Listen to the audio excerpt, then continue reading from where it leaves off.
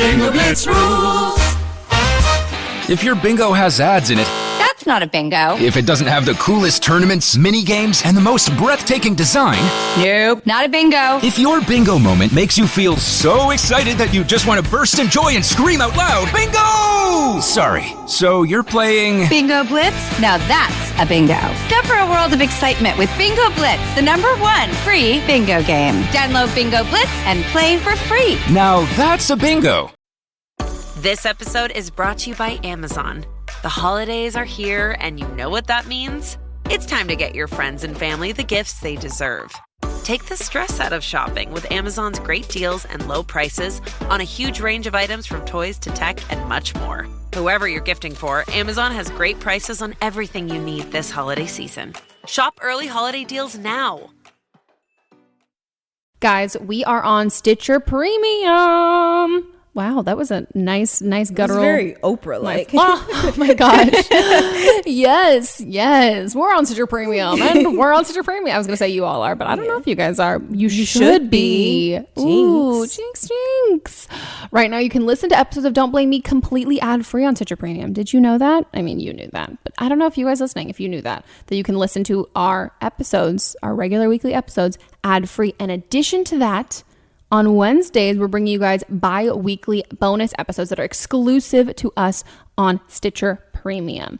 On there, we go through Melissa's dating profiles. We talked about her dating life. I think I really want to set you up on a date with like a caller or a listener's like older sibling. Oh, okay. I thought you were going to say a caller or sibling. I was like, no, we can't do that, especially because I'm straight and most of them are girls. Yeah. If somebody's got an older sibling in the Los Angeles area or a friend. Yeah. Someone that you think would be great. Like, I think we really need to like, that'll be an episode, which would be great. And maybe we'll record the date. Too far?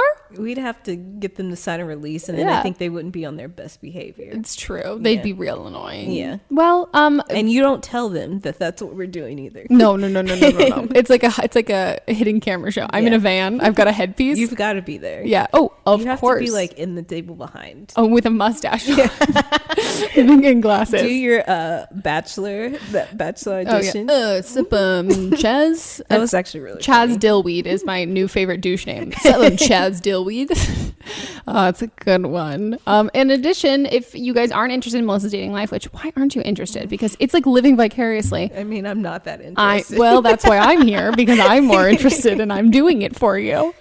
We also have our callbacks there. So we get to deep dive and really give kind of like additional advice. And once you guys listen, you'll hear why we have put those into exclusive episodes, because they do run a little long. They're not, that would take our podcast to be way too long. So we want to give them some good time. And then we also have some bonus clips from episodes that got cut for time. Yeah. And good ones, like very good ones. So good. Like really good, but they were like so deep and intense and we couldn't focus enough on them in the regular episode. So, yeah, I think you guys are really going to like the content. And again, bonus, it's ad-free. And Stitcher wants you guys to love it, so they are giving you an exclusive discount. So you get a free month of Stitcher Premium. Just go to stitcherpremium.com and use promo code BLAME. Let us know how you guys like it.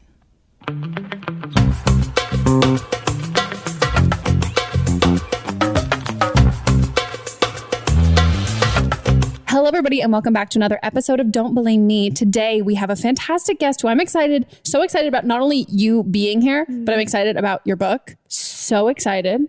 I cannot wait to read it. Brittani Louise Taylor is here. You haven't read it yet? No, I haven't read it yet. We have so much to talk I got it like about. 2 days ago. I haven't read it yet. Yeah, I'll forgive you. Well, I also didn't want to like spoil anything. I don't know. Yeah. I just like, if I'm the same way. If you came and I was halfway done, I would have been like, dang the rest of it. I'm like, or it's like going to see, like really loving a book and then going to see the movie. It's always better to see the movie and then read the book, because then you're let down. Then you're let down. Yeah, that happens to me all the time too.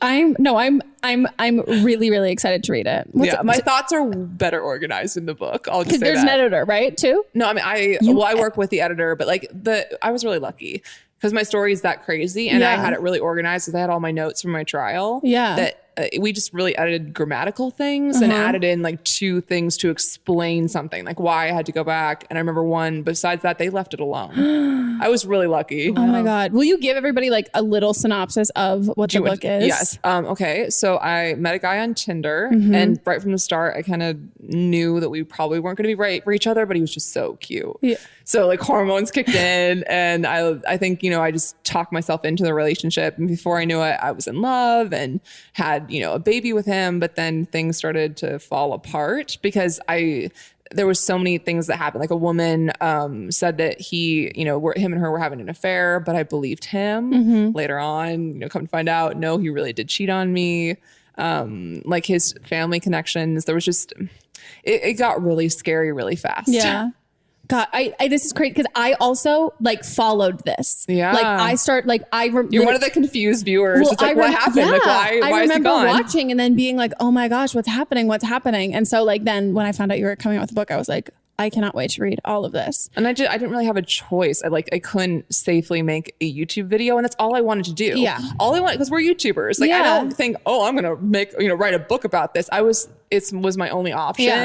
And I was going crazy during my trial. So I just started writing. I was talking to the computer because I couldn't talk to anyone. Because you see people's comments and stuff and you like so desperately want to like tell them what happened and set the record straight for things. I would type out notes that I wouldn't send to them of what I wanted to say and then delete it. And then I was like, it's not worth it. Yeah. And then I would understand on their side how confused they probably are because they're used to me being so open. So like, is she embarrassed? Like, did he just cheat on her? Did he leave her? Like they were just very confused. And then they started making like conjectures about it. And then they got really mad at me because I wasn't talking about it. Yeah. And they didn't understand what was at stake for me. Yeah. Which I mean, I will say I was not one of those people. I immediately was like, I get those people though. I understand. But I immediately, as somebody who also like makes YouTube videos and who has like gone through shitty stuff while I'm like still being like a public figure, I was like, oh, this isn't just a story time. Like this isn't going to be just something like that. So yeah, and it's hard, like especially like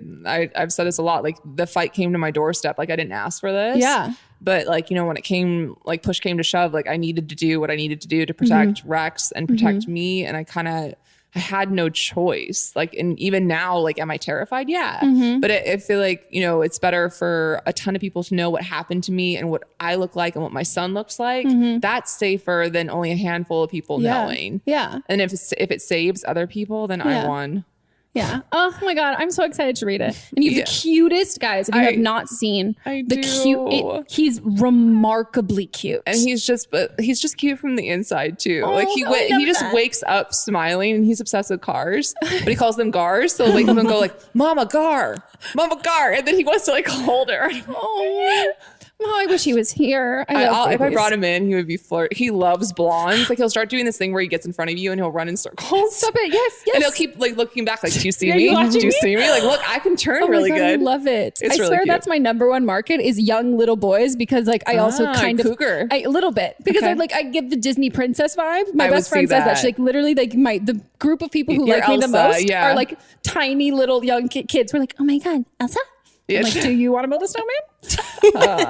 What's really funny? When I was in college, I went to college for 2 years and then I dropped out. I went for one. I came to LA to be an actor. Same. High five. Yes. Okay, so basically when I was in college, they had those internships where you could go to Disneyland and like, for the summer. And I was like, oh, it'd be so fun for me to go. Yeah, I wanted to go be a princess for a summer and take the business classes because they have those business classes for free. They're actually really expensive. Wow. And it'd be a win-win. They said the only character I could be was Tigger because I was so tall. I was like, I got turned away. Or they said I'd probably get like, be able to pick up trash or something. I'm like, I don't know. Yeah. So I didn't do it. I had a friend that did it and she absolutely hated it. But I've had people that have done it that have loved it and said it was like summer camp all summer. So I think it probably depends on who your roommates are. I think, she was like a weird character. I forgot what I think there's a hierarchy too. Like if you're a princess who gets to talk, I like a princess who performs and then all the other ones. My friend in college, Portia, her cousin was a Disney princess, but she got recruited to go to like Disney Japan. So she was like a really good Disney princess. So there's different like categories. She looked just like Cinderella, and she was pint size, like 5'1", like buttermilk skin. I don't think that woman has had a zit in her life. Like, yeah. Same. And she was so sweet and like crystal blue eyes. She looked like a Disney. Yeah, it was perfect. Wow. If only I looked. That'd be fun. I can't be one. Yeah. I don't have curly hair either. Except now there's one who does from Brave. It could be. I'm cold and angry. I don't think I could be any of them. That would be a reach. I'd like Stitch from Lilo and Stitch. But he's not a princess. Too tall. I just want to be a minion at Universal, but then switching brands. Is that betrayal? Oh, true. I don't know. That's a different company. That's where Harry Potter is, right? What? Yeah. That's where Harry Potter is. Yeah, then I would be happy. I would go get some butterbeer and hang out in my minion costume. That'd be good. Yeah, I'm a big fan. Yeah. Well, guys, this is Don't Blame Me. It's an advice podcast with me, Megan, and Melissa. Hello. Heyo. And in this podcast, you guys are new here. It's basically where we give advice. So callers call in, leave us voicemails, and then we give them advice on their lives. And you are like going to be so good at this because of like your life sounds like a call. My pain will be helpful. No, and like I think that's why the podcast works is because like that's what we say all the time. I'm like people call in being like, oh my god, I'm depressed and I hate my life. I'm like, I can help you because I also feel the same way. So I think this is going to be really great. Yeah, I'm excited. I can't wait. If you guys want to call in and be on an episode, the phone number is 310-694-0976. And to our international listeners, you can email us an audio file at meghanpodcast@gmail.com. Shall we get in now? Yeah. I'm not sure if you've really ever dealt with like military or anything, but I've been a part of it my entire almost 20 years of life. My dad was in the military. I married in the military, but this is the first time that I've ever been overseas for the military. And I honestly thought I could handle it. I thought it would be so much fun. Me and my husband would go all over this country, and it hasn't happened. And we're supposed to be here for 2 years. We've been here for 8 months. But he had orders to leave a year early. I was hoping so bad that he would take it, like that we could go. And he says he might want to stay because he has a better chance of promoting. He has a better chance of getting classes and getting certificates. And my dad warned me when I married him, like, hey, military, like the career comes first. Family comes second. And that sounds so selfish of me of wanting to leave when he has so many more opportunities out here. But it costs so much money to fly back to the States that should I just stick it out another 18 months or should I just go home? Because I'm not happy and my husband has said go to the doctors and see if you need medication or whatever. But I don't want to do that. It's not me. It's this damn place. And I don't think he understands that because he's not home all day like me. He has a job. I can't get a job out here. And school was supposed to help me out. But honestly, no, because I'm still stuck at home all day. And we got a dog, hoping that would help it. My loneliness, not really. He doesn't really. Sorry, he just walked through the door. He doesn't really help me. He snuggles, but he doesn't do anything. And I don't know. I just thought it would be a lot better than what it is. So let me know if you can help me figure out if I should just stick it out or I should leave early with the dog and try to get situated back in the States before he comes home. That would be greatly appreciated. I love your podcast so much. I've been watching you for years. Oh, this is hard. She's so cute. I just want to be her friend. I want to go to that country. Whatever country it is. We'll come. Yeah. For she says it's expensive, so maybe we won't be able to come. Oh, I mean, I don't know. I think my thing is if their marriage is doing well, leaving might be hard.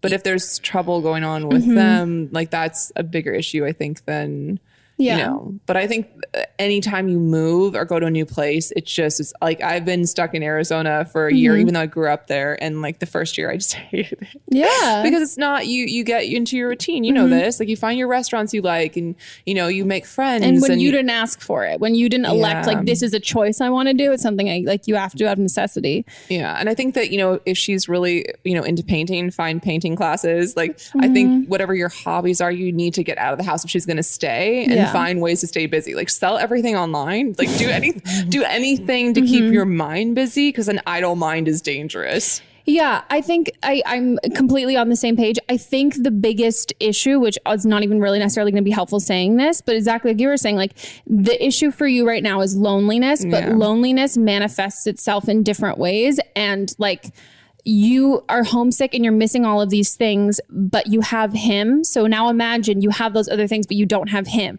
Is it a different kind of loneliness? Do you have the same feeling of loneliness, or would you feel better, still lonely, but better even if he's not there? Because I think that's the issue, is the fact that like, you're not going to get everything that you want. So if you can kind of piece it together, which way is going to make you the happiest? And then also not to be that person, but like the idea that like, and I don't have any experience with knowing really a lot of people in the military, only like friends who've like dated friends people that have moved around a lot. I know it's hard on the kids, but but like how this seems like this isn't a one-time this is going to be an issue for a long period of time. And like, do you guys want to have a family? Like, this is something that you said that your dad had told you, that work comes first, family comes second. And it's not selfish for you at all to feel lonely and to really like want your partner to be there, because like that's what you expect and what you ask of them. But you also need to evaluate, like, is this something long term that you're going to be able to handle mentally? And I don't know if there's, like, I'm assuming, no, I shouldn't assume, but I'm assuming also part of the reason why you can't get a job is there's a language barrier.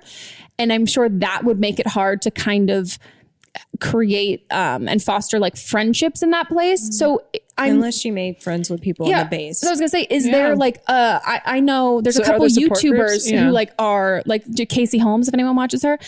She is a military wife, and she has like, she vlogs and like films and talks about all that stuff. But also people like, she becomes friends with other women who are also military wives in the same situation.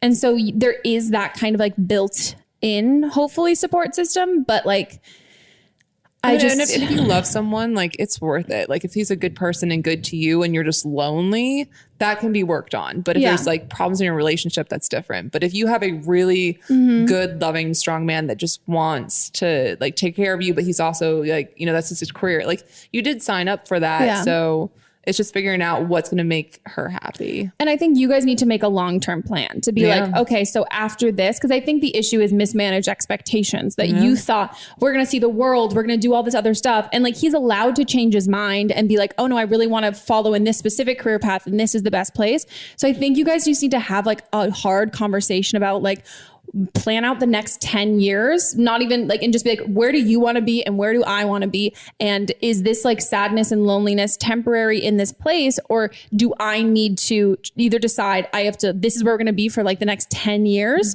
or do I need to stick it out for like X amount of time? Because I think how you approach it will be different knowing how long you're going to be there. And then also you can make that choice. Because I think right now it's also probably a lot of like hurt, because you feel like, oh, this wasn't supposed to be this long. And she doesn't necessarily benefit from it. He does. And, but yeah, I think you just have to be really like open and honest with him.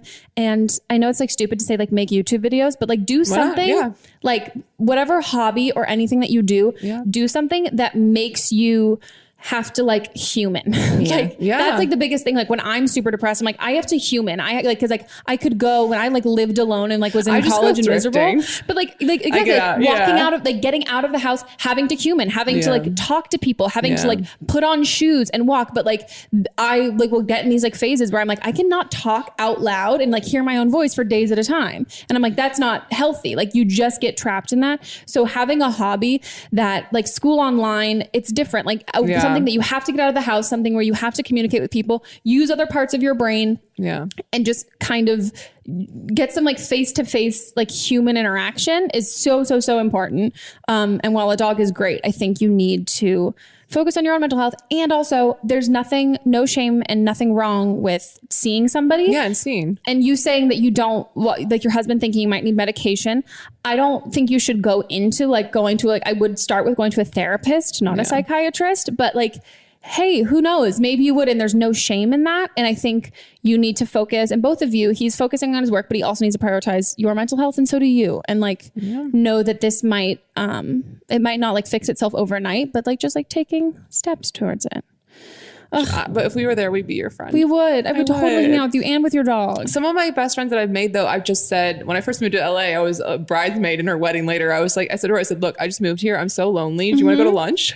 Oh my God. Like sometimes just telling people because they don't know how you're feeling. Then they go, oh yeah, okay, she's lonely. And then they bend over backwards to try to help you. So you sometimes just need to ask for help from perfect strangers that you think might be cool. Yeah, no, the amount of times I've become friends with people where I'm like, I feel like we'd be really good friends. Like, do you want to hang out? I have like no friends. And I say it like a joke and they're like, sure. And then I find out later they also have no friends. Like, well, so we both were like joking that we had no friends, but we have no friends and this is what we do all day.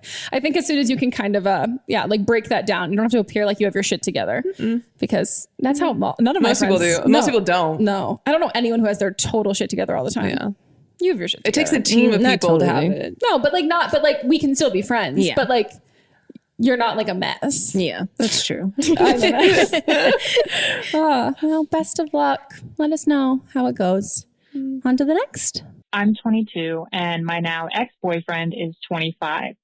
And we dated for about a year and 9 months. And I just recently broke up with him last week.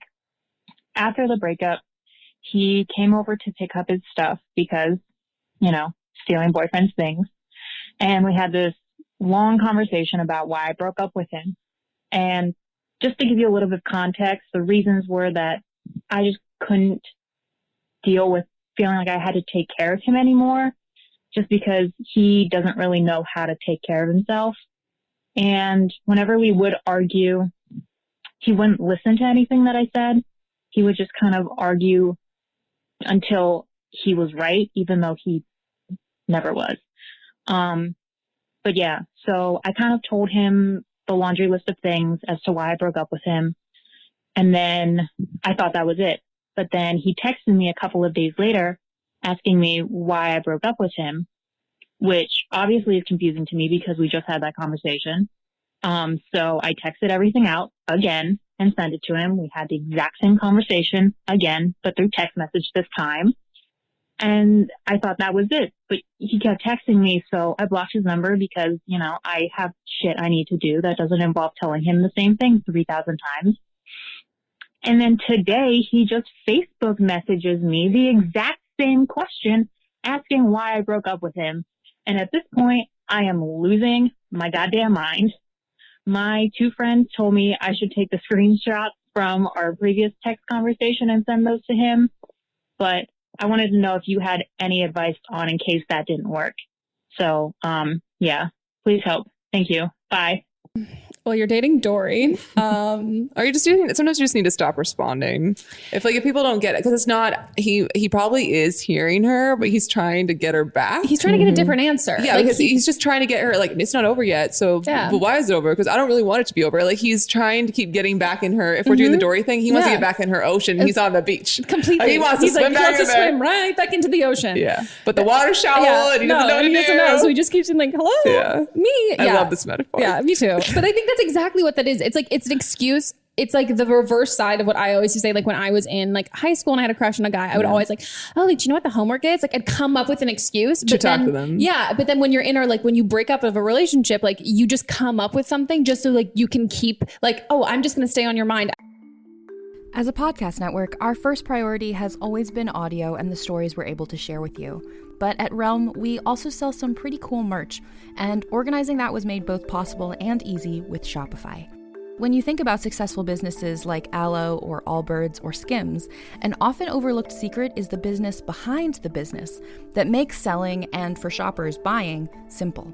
For millions of businesses, that business is Shopify. That's because nobody does selling better than Shopify. It's the home of the #1 checkout on the planet. And the not-so-secret secret that's definitely worth talking about is that Shop Pay boosts conversions up to 50%. That's more happy customers and way more sales going. If you're hoping to grow your business, your commerce platform better be ready to sell wherever your customers are scrolling or strolling, on the web, in your store, in their feed, and everywhere in between. Businesses that sell more, sell on Shopify. Upgrade your business and get the same checkout we use with Shopify. Sign up for your $1 per month trial period at shopify.com/realm, all lowercase. Go to shopify.com/realm to upgrade your selling today. Shopify.com/realm.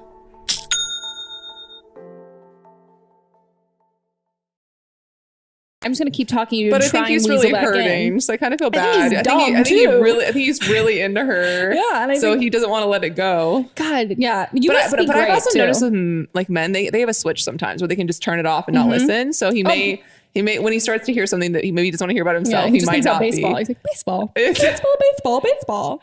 But yeah, boys are not always so bright. I wish I could do that. No, I wish I could turn off my brain. Same. That'd be amazing. I would sleep so well. Me too. I would just immediately close my eyes and be out and not just be like, think of all the terrible things. I have a post-it like list in my brain that I run through every night, and it drives me crazy. Because I go through, did I get this? Darn it, I missed that one, and I'll hop out of bed and go and do something. It's awful. Yeah, no, I'm terrible. I'm not good OCD, at it. Yeah. But I think that like the best thing to do is just stop responding. Yeah. I think that's the only way, like, just block him, because if you keep giving attention, he's going to keep trying. Because he's going to take you responding as your interest, which it's not. But he's going to ignore, he's been doing, ignore what you're saying and just take it as it's a response. But if you want to send the screenshots, I think that's funny and petty. And then like block him. Yeah, then block him after that. So if you want to do that, I don't think it's going to like get your point across. It'll only just be like funny for you and your friends, which like it's just awful anytime you have to break up with anyone. I hated it. Yeah. Like, and I was always the one that would stay in a relationship too long because I didn't want to hurt them. Yeah. What's your astrological sign?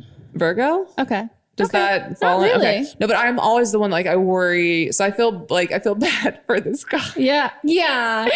I think I think that, that I've been there too, where you just have to stop responding. And then he, like, cause negative attention is sometimes better than no attention. Mm-hmm. So I think he's like, he just wants her to talk to him because maybe they'll work things out. Mm-hmm. Yeah. I think that's the best bet. I think like it's not even, you already broke up. You don't owe him anything. Yeah. And then he's also gonna be able to get over it if he doesn't talk to you and if you don't engage with him. And so I would say block him on everything. I don't think it's petty. I think it's just like, you're doing it for both of you. You're like being like, hey, I have shit to do and I can't do this. Say, I'm gonna block you if you don't leave it alone. Yeah. And say, look, I still want to be your friend, but you need to stop messaging me all the time. Just be straight up. So then you don't totally like gouge him. I think he doesn't want to be your friend. He'll be like, I'll be your friend. Like, do you want to make out too? And I'll hold hands? Yeah. This is like the whole closure thing. Like he's trying to get. He is. He's like seeking closure, he's trying to he's never going to get it. He's trying to unclose it. But like he's never going to get it. He's like ripping it open. Yeah. But he's never going to get it. She's over there with like tape trying to like. Oh my God. Trying to close it back up. Yeah. Yeah, I think you need to, for the both of you. And also just take this as like a wonderful compliment too, because clearly you have your shit together so much that he's like, I know he literally he just wants to be with you so badly. Yeah. And like, it makes sense though too, because she's saying her issue was that she felt like he didn't know how to take care of himself and that she I'm was always doing a caretaker too, and I feel like you also bring that on yourself. Yeah. Like, because you like start like, oh, they can't pay for something. Well, I have money. I can pay for it. But she's recognizing it too. But that's one of my biggest downfalls is I always like let people become codependent on me. I'm not codependent on them. Yeah.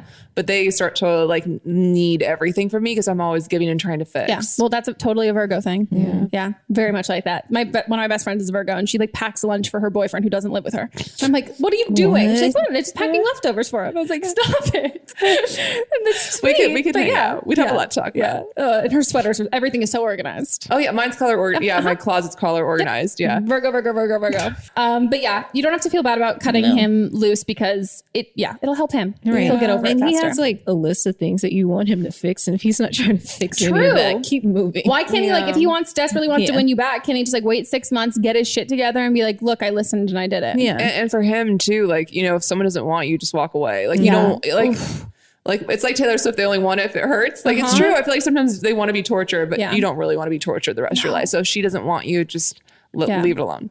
Deuces.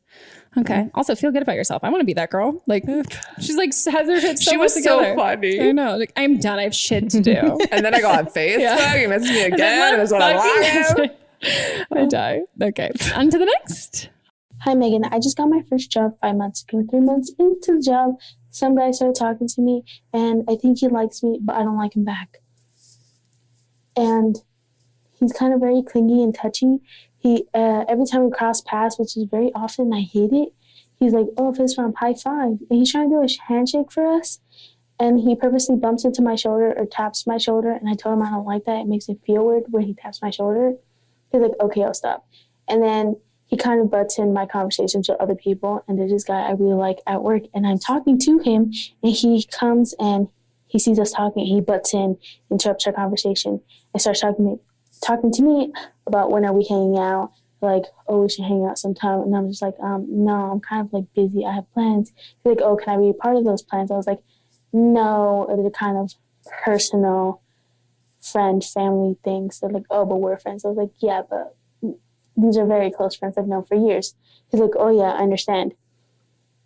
And somehow he got my phone number, which I don't know how he got. The only people that had my phone number, the people that hired me, and the receptionist, which he does not work in those departments. And he's found all my social media, like Facebook, Instagram, Snapchat, Twitter, everything. And he confronted me about how I didn't follow him back on Instagram. And I told him, "Oh, I'll do it later." He's like, "Why can't you do it right now?" I was like, "Oh, I'm kind of busy." He's like, "Why can't you do it right now? It's really quick." I was like, "Okay, fine." So I followed him back and I accepted his request. And then he started liking every single one of my posts, like since I had my Instagram. And he started commenting on everything. And every time I post an Instagram story, he's like, "Oh, haha, that's funny." I was like, "Oh, that's dope. Oh, that's nice. Like, oh, sweet." I was like, "Why are you doing this?" And so he tries to start a conversation with me on social media, and I kind of just delete it because I really don't want to talk to him. So my thing is, how do I get rid of this dude? I don't want to quit my job. It's the first job I've ever gotten after 2 years of looking for jobs. And I really don't want to be that new girl who's reporting some dude because this dude has a crush on her. I don't know what to do. Can you please help me? By the way, this guy's like 30 years old or something. I heard he was like in his late 20s, early 30s or something. I'm 19. This dude is parched. Dude, my God, he is beyond thirsty. It's like Holes, my favorite movie. No, you know I have not seen that I know, movie. that's why I said that. So when he's they need the onions and they're like dying in the desert. Yeah. This is how fucking parched and thirsty that man is. He's like, so he's the one trying to eat the onion. Yeah, but no, she's the onion. She's the onion, and she's so close. She's like, "Don't open this jar of onions." God, if anyone hasn't seen Holes, all this made me feel really uncomfortable because I don't even know, because I know what it is when you want work. Yeah. And if you finally get a job, like let's say, because we're both actors, what if you got something on set and then someone's harassing you really want to be on the show, but you don't want to report it because you want to get in trouble? How do you handle that? Oh, well, that actually makes me give advice that I wasn't even thinking about, because that's happened so many times on sets I've been on. And you feel really uncomfortable and you don't want to report. And also, I don't know about in your industry, but in our industry, majority of the people above are men. And so I'm reporting a creepy guy who's 20 years older than me who is making me uncomfortable, but I am going to report that to another guy who's 20 years older than me. Like, how am I supposed to feel comfortable? And God, I'm so glad you said that, because I would have never thought of this, but I would just find allies in that. I would find on a set, you get really close to makeup artists. I would find the women, and then I would be like, this person really creeps me out. And they'd be like, yeah, never going to happen again. I will not leave your side. I will make sure and do all this stuff. And to just protect me in that. I've had that with other actors who had no sense of personal space. And very big into personal space. Like I'm totally a toucher and a hugger with people that I know and love. Yeah. But if I don't know you, like it, like even her describing it gave me a pit in my stomach. I'm like, I hate that. We had one kid who would just like every single time I'd be getting my makeup done, my eyes were closed, and he'd come up behind me and hug me and kiss me on the cheek. And like, I don't know and I literally had a makeup artist be like, you can't, like, just FYI, you can't do that for the actresses. It really like doesn't help me do my job. It really distracts me, and made it about it. So it wasn't me being uncomfortable. Though there's nothing wrong about me being uncomfortable, but I get the situation when you feel like you can't report it. But I don't know if she can have a buddy system. We don't know what her job is. So it's not like, you know, like on sets, you have group situations. Yeah. She might just be, she said, what, a receptionist and something else. Mm-hmm. I don't know where she's working or what she can do. I think she just needs to be point blank honest and say, I'm not interested. And like, when he touches her, I would say that makes me uncomfortable. Please stop touching me. Like she needs to start drawing the line. Yeah. And if he won't stop, I would start documenting it. So yeah. I mean, I hate to say it because like, if he won't listen, there's something wrong there. Mm-hmm. And just like but her following him back and her responding and stuff, I think she is, without even knowing it, encouraging him, and she needs to nip it in the bud. Well, I think it's the female complex of being like, I don't want to make you feel uncomfortable for making me feel uncomfortable. And so like, you're not doing anything wrong by that. It's like the same reason why like when men make inappropriate jokes about women and women laugh. Because it's like, I'm uncomfortable, but I don't want to make you feel uncomfortable because you've made me feel uncomfortable. So I think like, I'm just going to talk about it later, how that was awful. And so I think like keeping a track record to potentially report to HR. You've said that you have a crush on some other guy at work. I think maybe this first of all, okay, this one, I'll do the second part I was gonna say after. I don't know if you've said anything to the guy that you have a crush on. I think like if you've said like, oh yeah, maybe I'm sure somebody else has noticed how much this guy's into you. And like, she needs a fake boyfriend at work. And you need to tell somebody to like, so like if any of your coworkers or anyone else might know like, oh yeah, no, I always thought you guys were close friends. Oh, I didn't know that. Like this guy that you might like might not be thinking that he has like he might be thinking that you and this other guy are going out and something like that. So I think like telling at least one person at work, so it's not like that aspect of it. And then I would also say, I'm quicker to just say report it to HR because of the age thing, because you being 19, as mature as you might feel, someone who's like 10 years older than you at that age, until you get to be about 21, I think like, but she needs documentation too. The 10-year age difference speaks to what, not about you. It doesn't speak to your maturity. It speaks to what that guy is attracted to. And that's like the fact that there's a teen still in your name. Like that to me, just like, it's not, and it's like, he's clearly not an adult who can like hear rejection. And so my instinct reaction would just say report it to HR. And you can also start, because I had a couple friends recently who just reported different people to HR.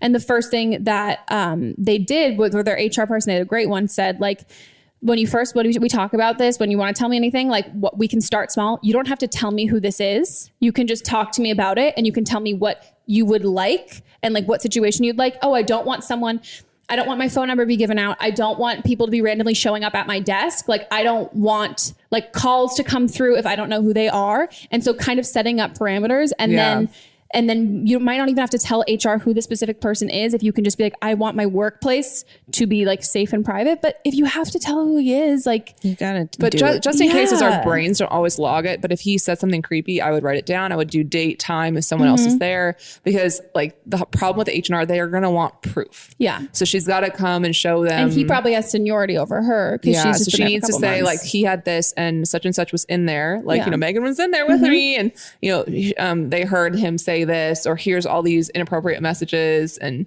whatnot. So, and he got my phone number and I didn't want that. So but I think she needs to tell someone because, or she leaves her job. That's kind of her options. And then even if you just want to like the threat of HR to him, because like you have been, don't be afraid of protecting his feelings at all, because he's not caring about your level of comfort, and just be like, hey, I feel like I've been pretty clear with you, but if I haven't been clear, I'm sorry. I felt pressured into following you on Instagram. Don't apologize though. Yeah, true. Yeah. Just being like, I love it. And just be like, I have been relatively clear. I thought so. And I just want to let you know that I don't have any interest in you romantically. I don't have any interest in being your friend. And it makes me really uncomfortable when you are at this point pretty much harassing me on social media and like talking to me at work and constantly like, this is not a relationship that I've like ever asked to be a part of with you. And if you continue to contact me, like I'm gonna talk to HR. But she also needs to be careful just because of this. When I was in high school, I had a teacher that was hanging out by my car and being crazy. Ew. I kind of said like, if you don't leave me alone, I will go to the principal. Then he went to the principal and said that there was rumors that he was, so you can't tip people off. Yeah. So Megan, it's best for her to just like take her case and go straight to HR. Okay, take it back. Don't warn him because he'll go and say, oh, such and such, she's like this little thing or whatever. You know, she's mad at me. You're right. She will turn it before she can turn it on him. Okay, you're right, guys. I take that back. You're right. Just go to HR immediately. God, I know. I mean, you're right. This scary dude. I hate men in power. Like freaks me out too. There's that idea. Ugh. Gross. Oh God. Yeah. Yeah. He's been touching her too, which is like, I hate that. I don't even like, I don't care if it's a fist bump or a high five. No. Like when you don't know somebody and somebody like wants, and she told him that it made her uncomfortable. Yeah. And he's like, I don't give a shit about you feeling uncomfortable. Like it's, oh my God. Yeah. I think at this point she's warned him enough times. She just needs to make the documentation and report it. And go. Yeah. Cause I think that from now on she needs to, and say it loudly. Like when she's around people, she'll say like, please don't touch me without my permission or please don't text me without my permission. She needs to start. So witnesses. And where did he get her phone number from? Probably. Google. I mean, I know that we can find he probably looked up her first and last name and then maybe you can. It might be on Facebook. But like what if someone at work breached and gave him her phone number too? Yeah. God, yeah. And also I would say like I hopefully this doesn't result in you like needing to leave your job. It sucks. I think right now we're in like hopefully an influx of like women being defended really well at the workplace. But at the off chance you said you had been unemployed for a while and this was like your first job, it won't be your last job. Like don't be, this is not something that comes with the territory of like being employed. Like you don't have to deal with this. The company will want to take care of it because then it's a liability on them because they could get sued. So they're going to want to be in her corner, but she just needs to show the proof. And I would tell him no, like don't, every time he doesn't want to do it, I would document it and then I would go report it. Yeah. And the reporting, it's hard because it's embarrassing, but like sometimes you need help. Yeah. And we have a lot of like listeners who work in HR who've given like great advice with that stuff. We had like a teacher who like got like wrongly fired and stuff. So really just, I know a lot of people also in HR, not to shit on them. Some people in HR really love their jobs and really want to fight for you. And other people really just are looking at the bottom line and not wanting to cause drama. So do a lot of research and Googling beforehand of like, what do I need to have? What are my rights? What are they going to say that they don't have to offer me? And like all of these other things. So do some research and then just go in with your case and like be confident behind it because you're not being sensitive. You're not being like wimpy. It's not anything like that. Like if you feel uncomfortable, there's a reason why. It's the reason why you get that pit in your stomach and you're like, oh, this isn't good. Yeah, that's when you get in trouble is when you don't trust your instincts. Yeah. Ugh. Okay, well, really, really, really wishing you best of luck. And I hope the guy that you have a crush on at work, I hope that happens. Well, maybe that will work out. Maybe she tips off him that he won't leave her alone and then he becomes protected and then they start hanging out and talking and then they get married and have kids. Yeah, it just like gives you a nice like, I don't know, like a cushion of someone who knows. That's what I think the first thing is someone who knows. So if you're like trapped in a corner talking to somebody, they can like be like, oh, she doesn't like that guy. That guy's creepy. Let me go save her. Yeah. Unless they're friends. If they're friends, then you should not have a crush on that guy. Gross. Also, I have such a picture of the guy in my head. He's got long, slicked back, greasy hair that never washes, and he wears a pocket square for no reason. And he has a really thick like buckle on his belt. But she seems so sweet. She just needs to stand up and say no. Yeah. Because men are scum if you don't tell them that they're being scum. They'll still be scum, but you have to stand up for yourself. Okay, it's time for a break, guys, and we will be right back.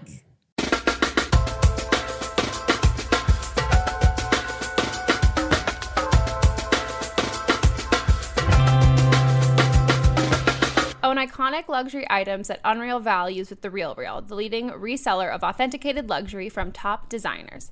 Shop from designers like Louis Vuitton, Gucci, Rolex, Cartier, and hundreds more, all up to 90% off retail. New arrivals come in daily, and every single item, yes, every single one, is authenticated by The RealReal's team of experts. In fact, The RealReal employs over 100 brand authenticators, gemologists, horologists, and art curators from around the globe who inspect thousands of items each day to ensure that every item is 100% authentic. We can hear how much I am not qualified to have any of those jobs, considering I can't even pronounce all of them. That's how you know they're fancy. Shop and consign women and men's luxury fashion, as well as fine jewelry, watches, art, and home. Shop online or visit one of their stores in Soho or West Hollywood. Or visit one of their luxury consignment offices in Chicago, Dallas, Miami, San Francisco, and Washington, D.C. And new customers receive an automatic $25 off at checkout. Now, guys, I've been browsing the RealReal for really like a long time. I mean, haven't we all? I definitely get into like these holes of being like, you know what I definitely deserve? A Gucci bag. And then I'll talk myself out of it. But I really love consignment. I've been shopping like consignment since I was in high school. Hashtag save yo money. That was a lame hashtag. Don't use that hashtag, guys. But yeah, no, I have definitely really loved looking and finding some super cute things, especially if you're like very into designer stuff or vintage designer stuff. I think it's great. The watches are super cool. I love the purses, everything like that. And I have now figured out that, guys, they've got a shop in West Hollywood, which I don't live that far from West Hollywood. Well, I mean, everything in LA is like really long drive away, but I'm definitely gonna have to check it out. So shop in-store, online, or download the app and get 20% off select items with the promo code REAL. That's realreal.com, promo code REAL for 20% off select items.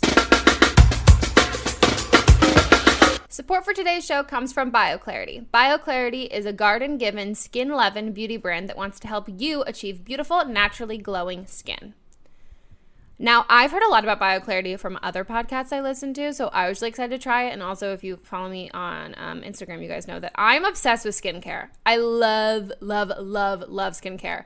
And they've got 2 different skincare routines with BioClarity, the Clear Skin Routine and the Essentials Routine. So the Clear Skin Routine is for combination oily or breakout-prone skin, and the Essentials Routine is for normal to dry skin. Both of these routines have a 3-step regimen. And the Clear Skin Routine, it helps rescue stressed skin, banishing bumps and erasing redness. It's cleanse, treat, then restore. And for the Essentials Routine, it's a same thing, 3-step regimen, and this one is packed with gentle nutrients that nurture your natural radiance. And who doesn't love to be called naturally radiant? That's like one of my favorite compliments, other than being like, wow, your skin is perfect. And that one is cleanse, store, and hydrate. So for me, I really love the cleanser in these regimens. They're so good. It's like a foaming cleanser, but it doesn't strip your skin. I really want my skin to feel clean. I mean, don't we all want our skin to feel clean? But especially if I've been wearing makeup all day, it just feels like it's hard to get that gunk out of your face. And then if you're going to use a cleanser that's like really good at like getting all the dirt off your face, it feels like it strips your skin and leaves it really dry. And what I love about this is it doesn't at all. Like my skin feels clean, but also like soft. Their products are 100% vegan, cruelty-free, paraben-free, sulfate-free, and artificial fragrance-free. And the best part, 100% risk-free money-back guarantee, which I think is so important with skincare, and this is proof that you guys are really going to love it. So take the first step to healthier, more radiant skin by going to BioClarity.com. Right now, when you purchase a skincare routine, my listeners will get a free clarifying mask with your order, guys. And you know how much I love masks. That's a $25 value for free. But you need to enter my code BLAME at checkout, so don't forget to do that, because don't you want a free mask? You want a free mask? You just do. I know you do. So go to BioClarity.com and use my code BLAME at checkout to get your free clarifying mask when you purchase a routine. For a lot of beauty brands, luxury means something that you have to splurge on. But when you experience the performance and innovation of Hourglass Cosmetics, you'll find for them, luxury means so much more. Guys, I mean, I feel like everybody knows about Hourglass. I'm a huge fan. I think I've been a fan since, I can actually pinpoint the exact time I was a fan. I did a video in which I made like a metal head crown, and I wore a dark red lipstick, and I got the Hourglass liquid lipstick from Sephora, and that was, I mean, I definitely have my old nose, and I was in college. So let's just say I've been a fan for a really long time. I love them. They're cruelty-free, but I love just everything in general. The formulas of the highlighters, the ambient lighting powders are so good. They make my absolute favorite setting powder. My brow products, literally the only thing I use in my eyebrows right now is just their brow gel. I'm obsessed with so much of what they make. And I think what I think really separates them from different beauty brands is the fact that like you can get away with wearing these with like natural looks and then if you want to be like super, super, super extra. That's what I really like. I like things that I can wear every single day, and I'm like, no, I can't do this. This is like too crazy and outlandish. But if the new Chicken Big Mac at McDonald's looks like a Big Mac, has sweet buns and sauce like a Big Mac, but has 2 chicken patties, then it's not a Big Mac. At participating McDonald's for a limited time. If you want to like mix it up with other stuff, that's what I really, really love. And Hourglass's Caution Extreme Lash Mascara is groundbreaking. Its advanced formula is completely vegan and never flakes or smudges, even after wearing it all day, which I can attest to because your girl has recently been crying a lot. And it really, really, really lasts on my eyes. And I also am one of those people who like will always forget that I have mascara on and rub my eyes, and this doesn't transfer, which is fantastic. The tapered brush delivers endless length, intense volume and lift, and it helps you get those hard to reach areas like the inner corner and the lower lash line. Caution Mascara is a game changer. It's no wonder that Allure magazine called it a lash lift in a tube. For me, it's really important to have a mascara, like I said, that doesn't budge or smudge or flake off, again, because I'm not a good person to wear makeup all day. I touch my face, I do all of that stuff, I forget. So when I have a mascara that is going to like not let me down when I accidentally smudge my eye and forget that I have mascara on, it's amazing. And just like everything else from Hourglass, Caution is 100% cruelty-free, vegan, and comes wrapped in a beautiful, innovative package. And it really works. Discover Hourglass and experience unparalleled next-generation performance by visiting hourglasscosmetics.com/blame and use promo code BLAME to get free shipping with your purchase of a full-size Caution mascara. That's hourglasscosmetics.com/blame, promo code BLAME. Okay, guys, we are back from our break, and we're going to hop into more calls. I'm 21 years old. I live with my boyfriend and his roommate and her girlfriend. Well, get straight to it, actually. They bring over a friend that doesn't treat me right at all. He is really mean, and he's actually really mean to them as well. And I don't know how to confront them at all. Well, recently, actually, yesterday, I caught him stealing some of my stuff. And it's not big, valuable things. It was some of my cookbooks, because last time he was there, he mentioned that he wanted to take some of them, not really asking me, more like telling me that he was going to take them from me.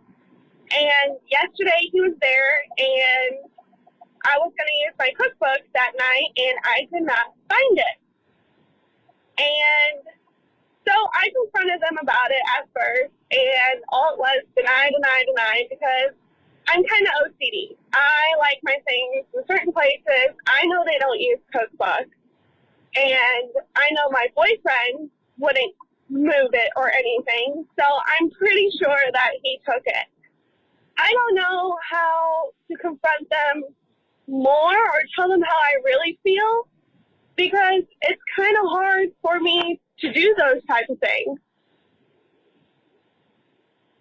But, just give me some advice, please. I don't know what to do. It really hurts me because I see them as friends, and I would do anything for them, and the fact that they defend him and don't take my side, it's kind of hard. I mean, I think this is kind of just like a classic roommate thing where like these girls aren't your friends. They're paying money to be there, so they feel entitled to bring whoever they want. Yeah. And like it just so it sucks that you like had to find out this way that these actually aren't your friends, because like this is the clearest way of someone to tell you that they're not your friend is to not defend you or stick up for you when someone else is being mean. And disrespect. Yeah. I think like this is just a really passive aggressive and shitty way of them telling you that they don't see you as a friend. And like any confrontation I think you do with them, it's just gonna make it worse. Yeah. It's just because anything I've had in like roommates, even stupid things, then it always becomes a passive aggressive mess. Yeah, no, it always does. Like, it's never like So I remember like my roommate, she kept eating my food. Like I had like cereal, and she had a ton of money, and I like just moved to LA, and I'm like I was very protective of my Trader Joe's. Yeah, like, I'm like, why are you eating that? She's like, why? What do you care? I'm like, it's my food. Yeah. And then it always escalates. Roommate stuff is really hard. I think, it's one of those things like maybe you just say, I would try to just compromise with them and say when he or she is coming over, like, can you just give me a heads up so I don't have to come out of my room or I don't have to be here? And if you see them touching my stuff, like, don't let them.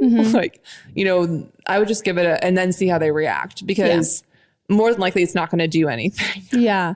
I think like I had issues with roommates stealing shit when I was in college. And it's like a very, like, it just makes you nauseous. Like it's a creepy invasion of privacy where you feel like there's a serial killer in your house because like I'm exactly the same way of like, even if like I live in organized chaos, sometimes like I know where everything is. For the most part, I can imagine my like Aislinn hearing this being like, I know Aislinn really knows where everything is in my house, not me. But I think like as much as it sucks that like this is your living environment and you want to feel comfortable in it, like you guys have equal rights in this. And like I think that morally they're on the wrong side. Yeah. But like on paper written down, they have just as much right to be in the living room watching a movie with their shitty friend as you do with your friends who aren't shitty. Yeah. Just happens that like they're friends with shitty people. So I think you're right. You're right. Exactly. Of just being like, just let me know. And if they're not even going to do that, like then you just save money and you get a different place. That's what I did. I got bullied out of my apartment in college. And I was like, this would have been so much easier if you just told me you didn't want to be my friend anymore instead of doing this and like playing all these mind games. And so I think like you have to preserve your sanity. And I think like first step is cutting them out as friends. They're just your roommates. There doesn't have to be drama. You don't even have to have a conversation about it. They've taken the first step of showing you that you guys aren't friends, and you just take that cue and be like, yeah, cool, we're not friends. We're just roommates. And then ignore the guy when he's over there. If there's anything like of value or like sentimental or hide it. If you like your cookbooks, keep them in your room. Then really make your room your sanctuary and like, does it suck that you're paying for more square footage than you're really like getting to utilize? Yes, but it's temporary. Save up for a new place and move in with your boyfriend. Yeah, like full time. I mean, they like live together, but get your own place. Anytime there's a lot of people in a small space, it never works. Like even if everyone's paying their fair share of money or whatever, there's always drama, and it's just the price you pay by having cheaper rent. Yeah, like it's all my experiences, but one, I had a kindergarten teacher that was incredible. That's a dream roommate. And she had this gorgeous like townhouse, and I rented a bedroom, but then within like 5 months of living there, she got engaged and sold it. So I remember when she told me, and I was just like, oh, I got engaged, and by the way, we're gonna be moving. And I was like, okay, cool, Bianca. And I went back to the room and just started crying. I was like, I finally found a roommate that I like, because I lived alone for a while. That's how I was when my roommate got pregnant. And then you're like, oh no. And we lived in a townhouse too, and she owned it, and then she got pregnant. The perfect ones never last. It's like you want to marry them. You're like, mine please. was like 5 years, but it was a great 5 years. But now I live by myself, but you get it. So I think that, just anytime that there's 4 people living in this space. Like I tried that before, like it never works. Yeah. It doesn't. It's always good for like a week and then it's bad. I would also say your boyfriend is friends with these 2 girls. Yeah. I think he have a conversation. You're really not. Like you're kind of friends by proximity, like through this, like mutual. And even if it felt like more than that, like he really owes it to you to like not. I think women stand up for yourself all the time. That's what I'm saying. So you need to like.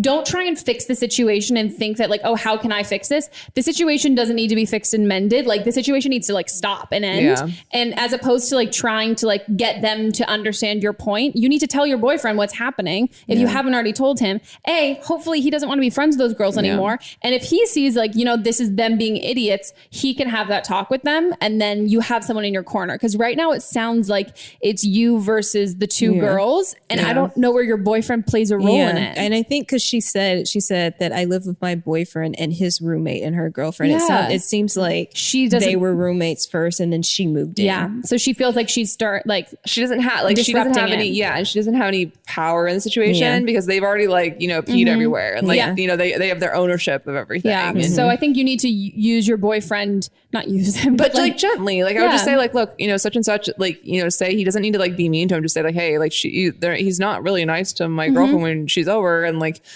he doesn't have to like her, but he needs to respect her. Yeah. Like, cause she pays rent and she lives here too. Like that whole thing. So I think you just need someone in your corner. Cause right now it's 2 against 1 and there's 4 people who live there. So at least make it 2 against 2. Yeah.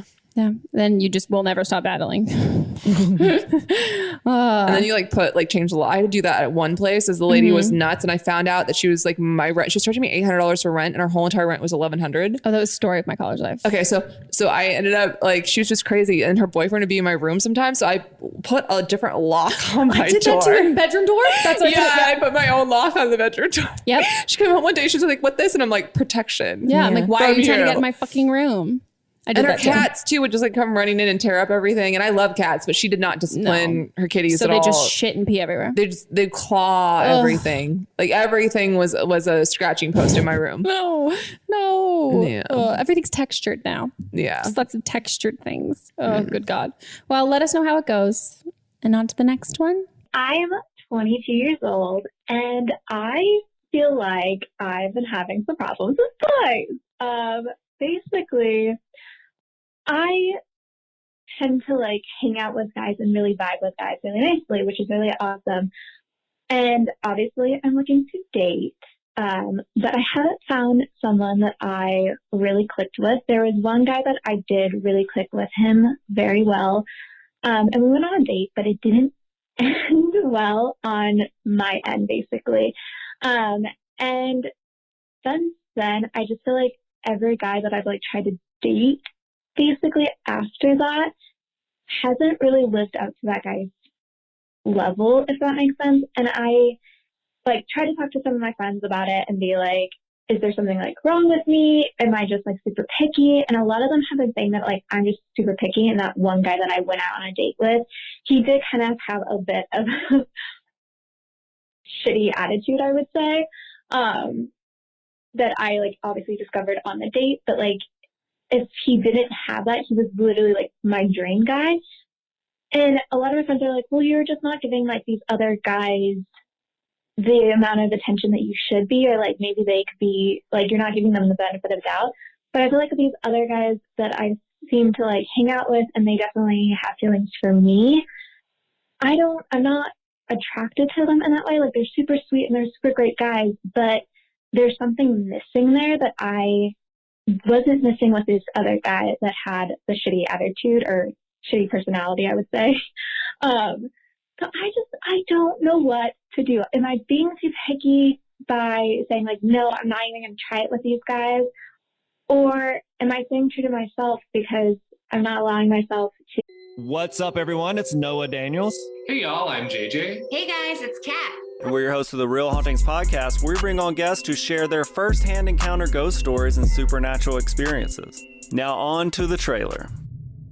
I've been warned to not tell this story, but I think because of the way it ends, it's okay to tell this story, because some people say that with certain entities, to like speak of them or talk about them or in any way like portray them as powerful will attract them to other people. The creepiest thing about it to me is a lot of times it would wait for me to notice it. Like it would just lay its arm out like this, and then I'd be like, where is it? Where is it? And then I'd see it, and then it would just slither back. For more information on the Real Hauntings, Real Ghost Stories podcast, make sure you check out real.fm to learn more about our podcast and many other amazing podcasts. Date someone that's not really worth my time if I'm not attracted to them in that sense. Like they're great guys. They're not bad looking. I'm just not, I can't see them past being friends. So I don't know what to do. Help me, please, Megan. It'd be great. Thanks. Okay. I'm just a little confused what your criteria is. If this other guy was perfect minus his personality. Because she was super attracted to him. That was the key thing. She said, I was really, because I know what she's talking about. There's those ones that you're around that you still think about. You know, that maybe you went on like 8 dates with. Maybe. I don't know. I hate people after I go out with them. But there's a few that are standouts, and she's just like, she wants that like, oh my gosh, who are you moment, and she's just not getting it from the other guys. Does that exist? She wants him because she can't have him. But I don't like how she blamed herself. Like I did something. And it's like no, he has a bad person. I think he's not perfect. You can't say that somebody's perfect, but it's either perfect. No, and it is better to be alone than with the wrong person. And I learned that the hard way. So like you can't, like, you know, it's good to not talk yourself into a relationship. Even if someone is good on paper, like don't be that girl. Cause I did that. Yeah. And where you go, okay, they're, you know, they have a job, they're good looking, whatever. Like I kind of like them, but you know, I could. And then eventually if it isn't right from the start, a lot of times it just isn't right. And I think right now, I'm not saying that you're being too picky, obviously, because I also don't know your criteria.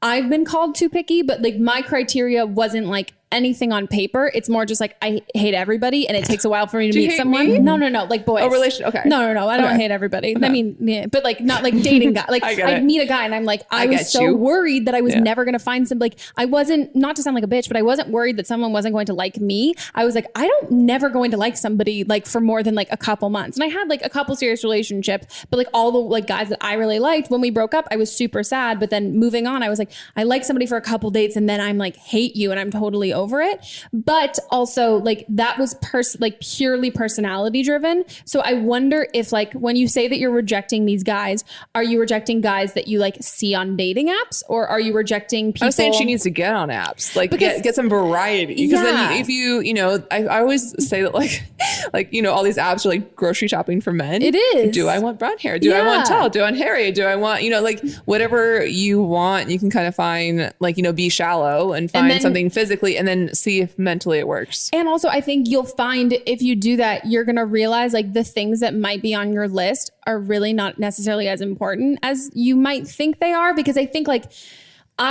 every like long-term relationship I've ever been in was not with a guy that I went on one date with and I was like, he's perfect. How do I get him to like me? It's always been a guy that I was friends with that suddenly I was like, holy shit, do I like you? Like, oh my God. Like it's never been something where like, it's like the Thor and I'm like, oh my God, it's Chris Hemsworth. Like draw my panties. This is everything I've ever wanted. Like that's me, because also I can't be myself around that. Like I can't but I know grow to it. I know what she's saying though. Like I had one that I really liked, but then it just didn't work out because he was like a little more into like drugs than I don't do drugs at all. So like I know like so he's just getting high a lot. But he was like so sweet and his personality was amazing. You know those people that you're around and like you just like a ping pong. It's like back and forth all night and you are like you are so attractive because you are so funny.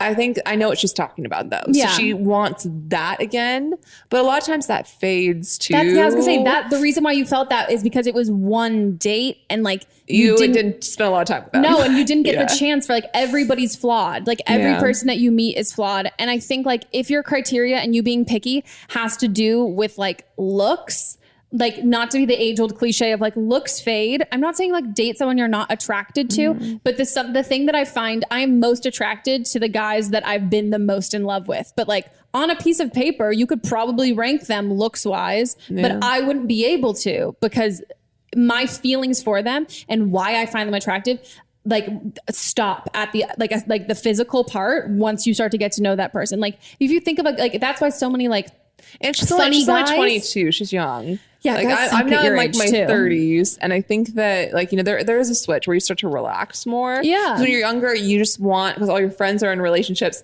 and they look perfect, but you like being in a relationship is a lot of work. So unless you find someone that you really like, it's not worth it. Like I've had so many that I've stayed in. And I'm like, I just want to cut them loose because you have to like work really hard to get videos done and then spend a week with them and like go do things. And if you don't really like them, it's not worth it. Yeah. It should be easy. It shouldn't be, I mean, it shouldn't be easy. Like, it takes work, but it shouldn't be like, you should want to make the effort. Yeah. You should want to actually put that work in as opposed to like feeling like you have to. But yeah, I don't think there's anything wrong with being picky. I think if your pickiness is depending on what somebody looks like and you're ignoring guys who have really great personalities and are really funny, that's why there's like so many like male like Jason Sudeikis. Would you can call him like a hottie? But no, like I think he's hot. I think I actually also think so. But also because he's so fun. Like you think of people and like everyone's a package. Like I don't know if I'm gonna get shot, but I think like Justin Timberlake is like cute, but it's his personality that makes him like God. I know, but when you go, okay, he's cute, but it's his personality makes him gorgeous. Yeah. And when he sings, dances. He's funny too. Like but he's not someone that you go right away if you just saw him and didn't know that you wouldn't go, okay, you bet he's cute. And I think that's what you need to focus on is like the package. And you also can't, like, there's totally people you can see on a dating app and be like, no, not interested, or people you meet in real life that you know automatically. But someone who you're going to rule out, like, oh, if they looked a little different, like if they were more my type, everything else is perfect. Give that person a chance, because anyone who looks perfect from the absolute on the outside, you're going to go out with them and realize that you're not into it. Like I didn't have a list. I have a friend of a friend who has, I can't even explain to you the most insane list. It involves how many siblings they have, where they went to college and where their families are from. So when they spend holidays together, they're like still in the same area. Oh my gosh. The most single person I've met in my entire life. I'm like, I can't understand and compute. Like, and I don't most like picky. No, But, like, I'm just like has job, has car, is nice person. Oh, okay. Yeah. Like it's not, my list was like 3 picks. And like, I used to definitely think like, I didn't want to date anybody who was like in the industry. I didn't want to.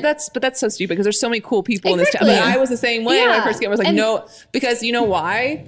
Actors are crazy. Oh, so most of the time, I would never actors date are an nuts. actor. Yeah, but I mean, but some are really cool. But that was my experience when I first came to LA. Like I go to acting class and I'm like, they're all nuts. Like, I can't we're do all this. crazy. I can only deal with one of me. But also, like for a while, I was like, I want to date somebody who just like works in finance. Went on a date with a guy in finance. I was like, you are so boring. No. We have nothing in common. Exactly. And so like you can create these things that you think are really important. Or I used to say, like, I want to date a guy who's like this many inches taller than me, so then I can wear heels. And I only came up with that because the other guys I've dated who've been shorter, like my height, don't like when I'm taller than them. And I'm like, wait, I actually don't care. Like a lot of this type I would have is like based on like, oh, what I think. How tall are you? I'm like 5'8"-ish. Okay. 7'8". Well, I'm 6 feet, so I get it. Like, but I used to have this thing. I'm like, I don't want to be able to lean my head on their shoulder. I want them to be able to lean it on mine. Like, I don't want to. No, backwards. I want to be able to lean my head on their shoulder. I don't want them to be able to lean on mine because I want to feel feminine. Yeah. But then there's been one guy I remember that I was so attracted to, and he was like 5'7", a little like hottie, total hottie. I mean, he's a little bit of a man slut, so it didn't work. Yeah. But like when there's someone, because there is that thing. I think she just wants that thing. Yeah. She wants like the spark. She wants the attraction. But and there's nothing wrong with that. And if she wants to be picky, like don't listen to your friends. Like you have to love your friends, hang out with friends, but then do what is right for you at the end of the day. But I think you have to give yourself the opportunity to have that spark with people on a date and not just someone you see based on attraction, because that spark, and I'm totally with you on that, like it's like an inexplicable thing that you're like, I don't know why I'm like enamored by you. And it can do with anything in that moment, can happen at any time. And I think you need to give people that opportunity, because if you have that moment by seeing a picture or just seeing what they look like, that moment usually isn't so real. That moment should come from like a conversation that you have, and like something that's a little more intimate and like not so surface level. Not that I'm saying it was, but you were very attracted to him. But again, some of the, just needs to relax and date. You do. Just relax. The longest relationships. There's no plan. Longest relationships I've ever had were from friends that I was not like immediately attracted to. Like I wasn't like my high school boyfriend. I was like, no, not at all. And then I was like, oh, okay, no, I guess never mind. I do love you. Like, so I think you need to give people the opportunity. Yeah. And then appease your friends. Go on a couple dates. Maybe they're fucking terrible. And then you're like, see, told you, not going on dates for a while. But like also too, I know a lot of people that have been set up by their friends, and usually your friends know you better than anyone. That's a good idea. That's what you're doing with me. That's what I'm doing with you. And all the callers. I don't like, maybe in the future for me, I do not want to date anytime soon. But like I think that it's not a bad thing to let her friends know, like, hey, if you know someone you think that they are my type, okay. Yeah. Because you never know. Yeah. You might meet someone that you think is perfectly your type and you're like, oh, you're the worst. I'm wrong. I need to reevaluate my whole type. Yeah. My type is like pretentious assholes. That's always what it is. Like a smart guy. My type are ones that I have to take care of, and I'm fixing that. I thought I fixed it, but I didn't. I constantly feel like that now. So I'm like, I got this together. I'm like, no, I don't. I don't have it together. I don't know why. I've always like I always pick people that need me, and I don't know why. Yeah. Like, and I'm like, why can't I pick someone that's also really successful and has things? So I thought I found someone, but no, they still need me to function. Yeah. God. Therapy. That's a great thing. Let's go to more therapy. Yeah. Love it. Oh my gosh, we're done. But now we've got, what do we call? Listener advice. There you go. It's 2 words that I can't fucking remember. Things that are very, it's a new-ish segment. How many podcasts? Okay. I was just saying, how many podcasts? No, doing it the whole time. Yeah. We have a name for it. Yeah. Okay. Listener advice. And this is where a caller will call back, or a listener will call in and give their own advice on a previous episode where we've given advice. So maybe somebody who has some more personal experience, they'll tell me that you were wrong or was right. wrong, or I was the greatest. Or they have additional. Yeah. It's usually people who've got personal experience, which is great. Because I have no personal experience in the military. Stuff like that. Yeah. Except for but these we do have experience in loneliness. True. Love it. All right. This is from the original call is from the episode with Leo Howard, episode 50 about dating a mama's boy. Oh. And so this is someone that's calling in with similar experience to the original call. I really want to know if this mama's boy calling in, if her person she's talking about is also two boys. That's always what we find is the worst. Oh. Like two boys and the mom. And it's the younger boy. Yeah, and the younger boy. That's always the situation. Hi, Megan. I am 28 years old, and I'm calling in response to the girl who called during Leo Howard's episode about her boyfriend being a mama's boy. And I just wanted to give a little bit more insight. I've been dating my boyfriend for 9 years now, and he is 28. He's 29 now as well. And he is such a mama's boy. Like, it's ridiculous. Basically, I've learned throughout my life there's 3 types of relationships. There's disengaged people who don't really talk a lot. They're related but by blood, but just don't have a lot of a relationship together and are very independent. And then there's like very healthy relationships, such as normal independence, but also like relying on each other somewhat. And there's a match. And this girl sounds just like my boyfriend's mom. They have a really enmeshed, unhealthy relationship where they're super codependent on one another, and they like just have very inappropriate boundaries. And what I just want to say, because I'm not really sure you quite got this across, no offense to you, is that it takes 2 to tango. And what I mean by that is his mom is definitely crossing boundaries and like obviously shouldn't be so involved in his romantic relationships, but he's also kind of behaving in a way that allows her to do that. And he kind of needs to take a step back and realize that himself. And as a girlfriend of someone who was a mama's boy to this extreme level, it kind of got to the point where if you don't like try to talk about it and openly communicate with your boyfriend, it got to the point where I felt his mom was so inappropriately in my relationship, and I had to set a boundary saying, I don't want you to talk about me to your mom, and I don't want you to talk about your mom to me, because it was getting to the point where she would be constantly texting him while we were together, calling him, like telling him the weather report so he drove. Like it was all like ridiculous crap, and it got so bad. Now I can only bear to see her on holidays. So just try to realize that this is a really enmeshed thing that is going to take a lot of time. And I don't know why Megan didn't say this because it's her motto, but therapy. Like I went to couples therapy with my boyfriend. We talked this out. He now goes to therapy so he can learn how to kind of get away from that enmeshed closeness with his mom, and like just talking to his mom and saying like, I want you to so be a part of my life, but there are some things that I need to just keep for me and my girlfriend, just like you and dad. We keep these things for you and dad, you know? So just good luck, and really just try to be assertive and open in communication and give it time, but definitely don't let it fester, because otherwise you'll just freak out and it'll ruin family ties. And like, you don't want to have him choose between his family and you don't want his mom to get in the way of your relationship either. Not to defend myself, but I feel like I probably said the guy sucked. The guy, it was part of him too. Yeah. Whatever, it's fine. I won't defend previous me. Yeah, but I think what she said was solid. No, she's right. Yeah. Yeah, she's totally right. I agree on all ends. I think it's and you are also a mom of a son. So yeah, eventually. and I think that, you know, also too, if you enter into a relationship and someone's a mama's boy, it's not going to change. So you have to either accept that or move on, because people that are mama's boys, like, you know, or like have weird attachments to their families, it's just what it is. Yeah, and I think there are ways you can set like healthy boundaries, but you're making a compromise. So if you're not okay with kind of making a compromise, and if you have children, that's their grandmother. You think boundaries are bad now? Yeah, I know. I know this firsthand because my ex was a mama's boy, and the moment I had a child, it's like she owned my child. My God. So you have to think about the future too, because you're marrying that whole entire family. You're not just marrying them. So you kind of have to accept everyone or move on. Yeah. Like you can't, because they're not going anywhere anytime soon. Yeah. Yeah. But yeah, no, also therapy is a great option. I'm surprised I also didn't say that, because couples therapy, especially, not even just for like for you and like your partner, if you're having those kinds of issues, like it doesn't have to just be, there can be third party issues that you have that can take you to therapy, not just like your relationship might be great, but there might be other factors. So you could do family therapy too with the mom. Yeah.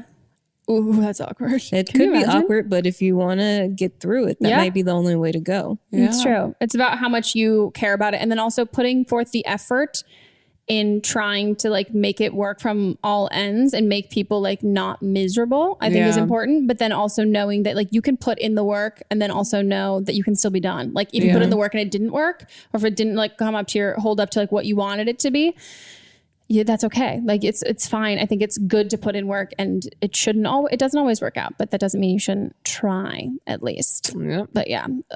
Well, to the mama's boys. No, not to the mama's boys. Not about that. Well, that's our episode. Thank you so much for being on. Thank you for having me. Plug your book. I learned a lot. Everybody. It's at everywhere pretty much. I don't know. A sucky love story, overcoming unhappily ever after. It's a true crime tale. It's my real life that happened, and it's very juicy because I had no one to talk to but my laptop, so I kind of spilled everything. But yeah, I cannot. You're gonna be texting me in the middle of the night with like, if you wear a retainer, you're gonna have a retainer in, because that's what happens. All my friends are like, Brittani, oh my god, she's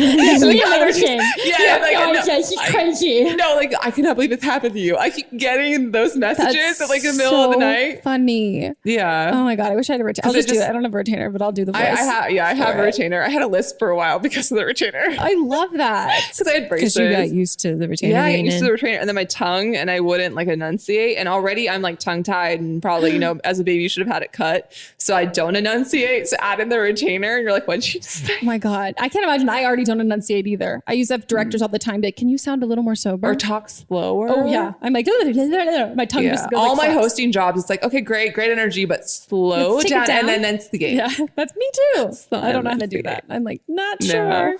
Well, I'll have all of our socials listed down below, including Melissa and I's, if you guys want to follow us. And if you are watching this episode on YouTube, head on over to iTunes and subscribe to us on the podcast app. We're also on Stitcher Premium, guys, ad-free with bonus episodes bi-weekly on Wednesdays, where I take over Melissa's dating life, all that stuff. And then if you want to find out anywhere else, I mean, yes, it's also on YouTube. If you haven't watched it on YouTube yet, see the video component, and go to don'tblameme.show if you want to learn more about where to listen to us. And you can follow us on Instagram at don'tblamememepod. And what else? That's it. Give us a call. Oh, we're on Spotify now too. We're on Spotify now? Yeah. Oh my God. Wow. This is, I just found that last out. Night. Shut up. I just found that out. Well, everyone's going to be really, I've been getting a lot of requests. Yeah. And I was like, I don't know how we do that. That's Melissa knows how to say it. I'm a podcast newbie. So I just go on iTunes. So I don't understand that there's like, I've heard of Stitcher and all those things, but I haven't done it yet. Oh, it's good. Ad free. Okay. Check it out. I will. And if you guys want to give us a call for an upcoming episode, you need some help with your life, we can attempt to help you. If you give us a call at 310-694-0976, leave us a voicemail there. Or if you're an international listener, you can email us an audio file at meghanpodcast@gmail.com. And that's it, guys. We'll see you next week. Goodbye.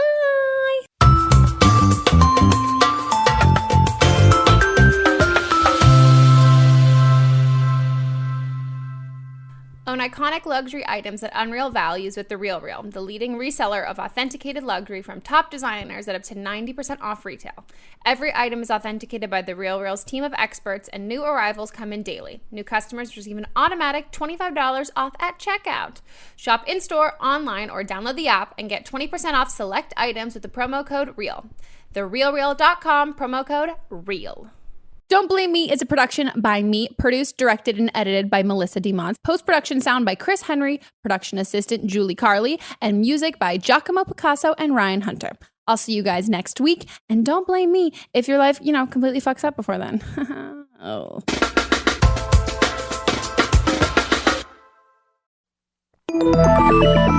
Listening to a podcast should be time well spent, and I promise it will be if you'll give this podcast a try. It's called Something You Should Know. I'm the host, Mike Carruthers, and in every episode, I talk with leading experts on topics I know you will find fascinating.